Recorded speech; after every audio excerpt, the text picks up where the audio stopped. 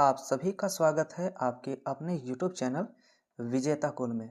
तो साथियों, इस वीडियो में हम सिविल कोड प्यून के लिए बिल्कुल 35 क्वेश्चन का प्रैक्टिस सेट, अपडेटेड सेट हम डिस्कस करने वाले हैं और ये आप सभी के एग्ज़ाम के लिए काफ़ी महत्वपूर्ण होने वाला है। तो इसलिए आप लोग अपना आंसर कमेंट ज़रूर करिए और लास्ट में देखिए कि 35 में आपने कितना सही किया है, तो आप लोग कमेंट करके बताइए। तो चलिए शुरू करते हैं सीधा आज का पहला प्रश्न यहाँ पर 71 से। तो क्वेश्चन दिया गया है कि धर्मात्मा का संधि विच्छेद क्या होता है।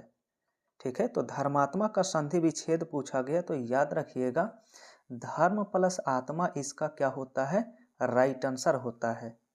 तो नेक्स्ट क्वेश्चन दिया है कि समास में कुल कितने पद होते हैं। ठीक है, तो समास में 2 पद होते हैं। कितने होते हैं? समास में कुल 2 पद होते हैं। राइट आंसर डी होगा। तो नेक्स्ट क्वेश्चन आप सभी का जो है 73 में दिया है कि यज्ञशाला में कौन सा समास होता है।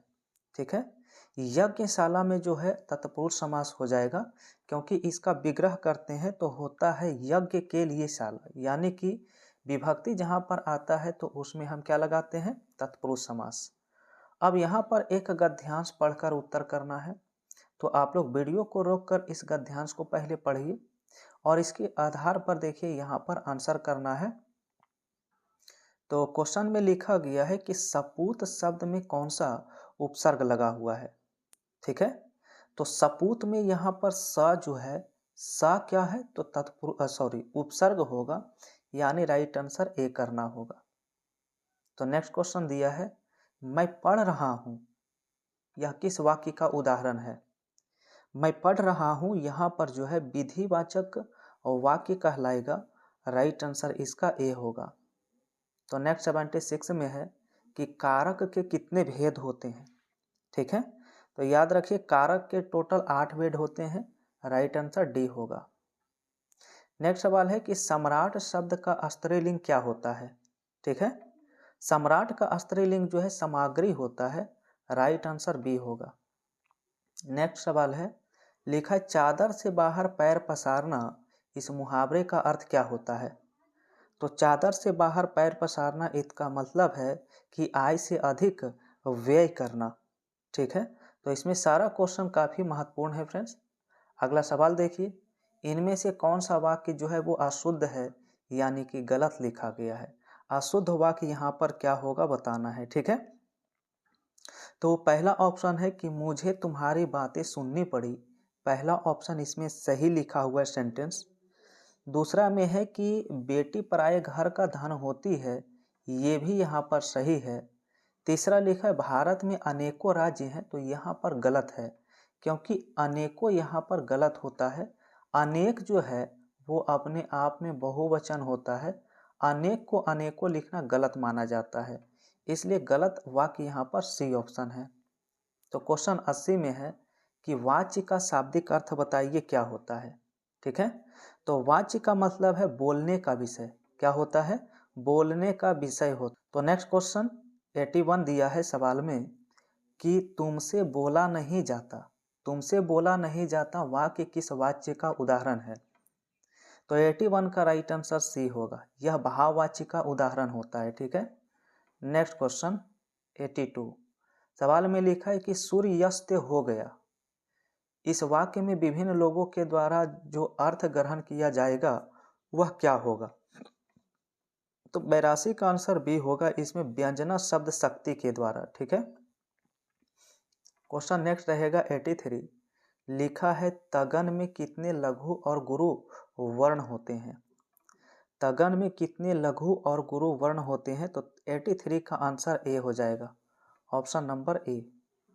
चलिए नेक्स्ट देखिए 84 में लिखा है काव्य शोभाय, ठीक है, कतारो धर्मः गुणः, किसका कथन ये दिया है निम्न में से। तो ये वामन का कथन होता है। राइट आंसर ए होगा।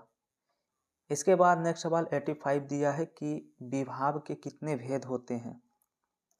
तो फ्रेंड्स 85 का बी होगा, विभाव के 2 भेद होते हैं। ठीक है, चलिए नेक्स्ट क्वेश्चन 86 लिखा है कि बोले वचन मनुज अनुसारी किसने कहा।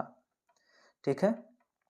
तो 86 का जो राइट आंसर होगा वो ऑप्शन बी होगा, यह कथन राम का है। नेक्स्ट सवाल लिखा है, रुबाई में कौन सी पंक्ति स्वच्छंद होती है? ठीक है, यहाँ पर स्वच्छंद पूछा है, कौन सी होगी? तो 87 का डी होता है तीसरी। इसके बाद नेक्स्ट लिखा है 88 में कि दोनों को एक की काम मिला, ठीक है, एक ही काम मिला में कवि किस और की बात कर रहा है? ठीक है, तो 88 का राइट आंसर ए हो जाता है, किस्मत की बात कर रहा है। नेक्स्ट क्वेश्चन सवाल में है कि जीमना शब्द का अर्थ क्या है? जीमना का अर्थ क्या होता है? तो फ्रेंड्स जीमना का मतलब होता है भोजन करना। 89 का राइट आंसर सी होगा। तो नेक्स्ट लिखा है, निम्न में से कौन सा अव्ययी भाव समास के उदाहरण है? अव्ययी भाव समास पहचानना है तो देखना है जिसका प्रथम पद अवयव होगा वह अव्ययी भाव होगा। जैसे यहाँ पर निर्भर, निर्भर आपका क्या है? तो यहाँ पर अव्ययी भाव समास में आते हैं। क्वेश्चन 91 दिया है, लिखा है कौन सा शब्द इसमें अशुद्ध है, इसकी पहचान करिए। यानी गलत शब्द कौन सा लिखा है? तो यहाँ पर साहस जो लिखा गया है ये गलत है, साहस होता है। क्या होता है? साहस। तो इसका राइट आंसर डी होगा। नेक्स्ट क्वेश्चन, कौन सा शब्द इसमें पुल्लिंग शब्द है ये बताइए। तो 92 का राइट आंसर ए करना होगा। दंड जो होता है यहाँ पर पुल्लिंग शब्द होता है और अन्य सभी यहाँ पर स्त्रीलिंग शब्द के उदाहरण हैं। तो नेक्स्ट देखिए 93 में लिखा कौन सा मुहावरा सही नहीं है, इसकी पहचान करें। ठीक है, पहला ऑप्शन है बरस पड़ना, तो ये मुहावरा सही लिखा हुआ है। दूसरा है अब तब होना, ये भी मुहावरा सही है। तीसरा लिखा है अब तब करना, ये भी सही है। और चौथा लिखा है आंक टूटना, तो ये आंक टूटना नहीं होता है, ठीक है, मुहावरा। तो 93 का राइट आंसर जो है डी करना होगा। और अगला सवाल दिया है कि किस एक में यन स्वर संधि है? यन स्वर संधि का उदाहरण इनमें से कौन है? तो अन्वय जो लिखा गया है यहाँ पर यन संधि के उदाहरण है। तो नेक्स्ट 95 लिखा है कि आत्मकथा, आत्मकथ्य किस कवि की रचना है? आत्मकथ्य, तो ऑप्शन ए हो जाएगा जयशंकर प्रसाद। नेक्स्ट 96 में दिया है कि नीड़ का निर्माण फिर किसकी आत्मकथा है? नीड़ का निर्माण फिर यह किसकी आत्मकथा है? तो 96 का आंसर बी होता है हरिवंश राय बच्चन। क्वेश्चन नेक्स्ट 97 है। क्वेश्चन में है चारू चंद्र की चंचल किरणें खेल रही थी जलथल में, इसमें कौन सा अलंकार है? ठीक है, तो 97 का राइट आंसर क्या होगा? तो फ्रेंड्स आप देखेंगे यहाँ पर चा वर्ण बहुत बार यहाँ पर रिपीट हुआ है, तो एक ही बार बार बार यहाँ पर रिपीट किया गया है, तो इसलिए आंसर अनुप्रास अलंकार हो जाएगा। राइट आंसर ए होगा। नेक्स्ट 98 लिखा है रामधारी सिंह दिनकर का जन्म कहाँ हुआ? ठीक है, रामधारी सिंह दिनकर का जन्म होता है बिहार में। राइट आंसर बी होगा। और नेक्स्ट क्वेश्चन यहाँ पर 99 दिया है, लिखा निम्न में से कौन सा कथन कमल के सभी पर्यायवाची शब्द हैं? तो कमल के सभी पर्यायवाची शब्द यहाँ पर जो है वो ऑप्शन सी में लिखा गया है, सरोज, पंकज और अरविंद, ये सभी किसके हैं? तो कमल के पर्यायवाची होते हैं। और आज का अंतिम प्रश्न यहाँ पर 100 है, इसका आंसर आप लोग कमेंट करिए कि संज्ञा शब्द जहर में ईला प्रत्यय जोड़ने से कौन सा विशेषण बनेगा?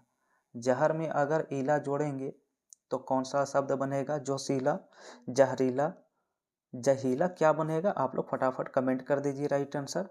तो फ्रेंड्स आप सभी को ये वीडियो पसंद आया है तो वीडियो को लाइक कर दीजिए। पहली बार जुड़े हैं तो चैनल को सब्सक्राइब करिए, क्योंकि यहाँ पर प्यून का आप सभी को बहुत सारा सेट प्रोवाइड किया जा रहा है।